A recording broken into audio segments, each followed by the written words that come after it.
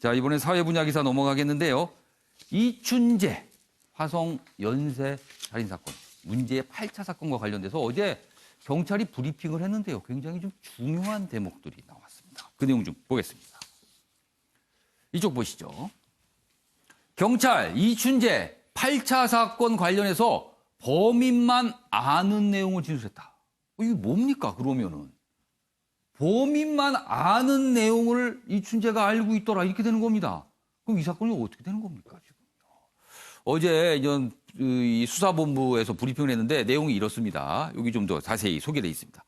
이춘재 대면 조사에서 의미 있는 진술이 나왔다.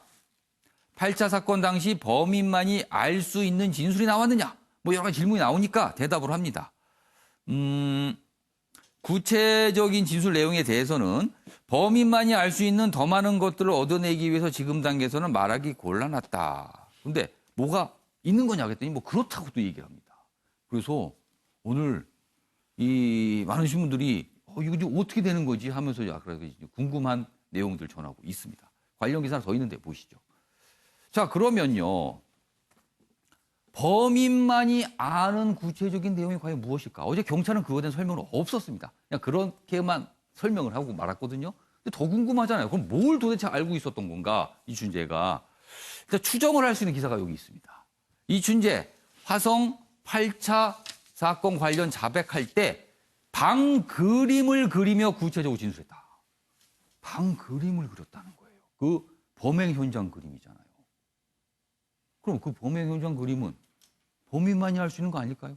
거기를 관련이 없다면 모를 텐데 그 얘기입니다.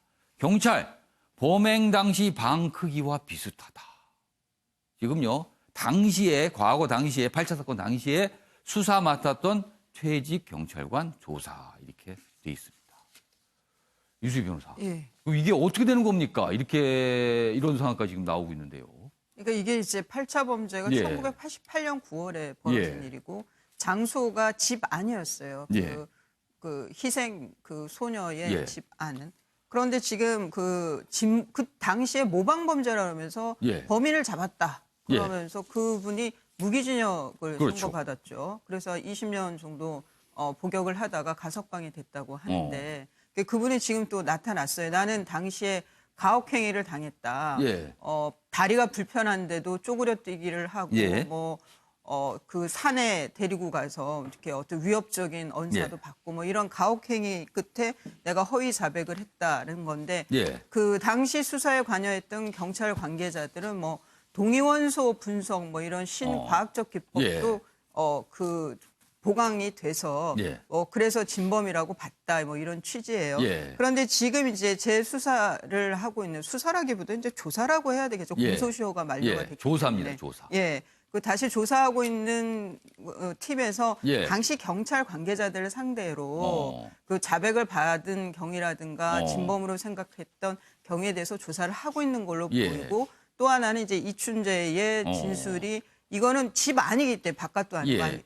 범인이 아니면은 그 안에 들어가 본 사람이 아니면 알 수 예. 없는 어떤 진술. 그리고 그 피해 소녀를 직접 보지 않았으면 몰랐을 어떤 진술들을 했다는 거예요. 그렇다면 진범의 가능성이 훨씬 높아지는 거죠. 그래서 당시 그 경찰 관계자들, 수사 관계자들을 조사하면서 가혹행위가 있었는지 실수가 있었는지를 파악을 하는 것 같습니다. 예. 그런데 이제 이렇게 되면은 우리가 보통 이제 억울한 옥살이를 한 경우에 재심 청구를 하게 되죠. 그런데 형사소송법에서 보면은 재심을 청구를 하려면 확정 판결에 의해서 진범이 다른 사람이 범인이라는 게 나오든지 확정 판결에 의해서 당시 가혹행위가 있었다는 것이 밝혀지든지 뭐 그래야 돼요. 그 규정상으로는. 그래서 아마 이 만일 이제 이춘재가 진범이라면 억울한 옥살이를 했던 그 분의 경우에는 그 당시 수사 관계자나 뭐 국가배상 청구든 뭐 여러 가지 그 검토를 하겠지만 그 소송을 통해서 확정 판결을 받아서 이제 재심 청구를 해야 될 걸로 보입니다. 그러면 그 재심 청구를 하기 위한 그 소송은 구체적으로 어떤 소송이 되는 겁니까? 그 소송은?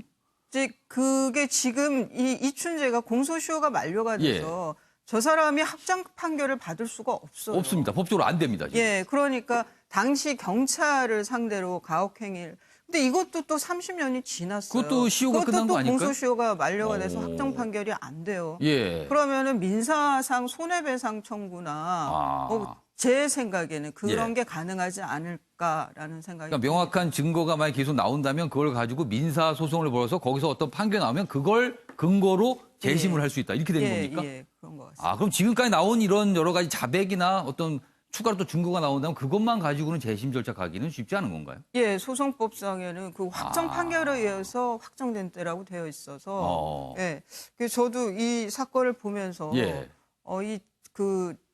재심을 한 그러니까 이거는 이제 형사적으로 재심이라는 거는 형사적으로 내가 무죄라는 예. 거에 대한 확정을 받아내는 예, 거고 그런데 이제 그 국가배상이나 뭐 형사보상 이거는 내가 억울한 옥살이를 한 것에 대해서 이제 예. 또 그 배상을 그렇죠. 받는 거거든요. 예. 이게 돈 문제하고 예, 이제 예. 형사상 무죄를 받는 건데 좀 그 목적은 많이 다르지만 또 얽혀 있는 것도 있고요. 알겠습니다. 아무튼 지금 범인만 아는 내용을 진술했다. 일단 추정되는 거는 방 그림을 그렸다. 그리고 그거 이상의 뭔가 더 알고 있는지만 아직은 경찰은 밝힐 수 있는 단계는 아니다. 이렇게 나와서 그렇게 얘기하니까 더 궁금하군요. 과연 무엇을 얘기한 건지. 아무튼 오늘 이런 내용들이 좀 있습니다.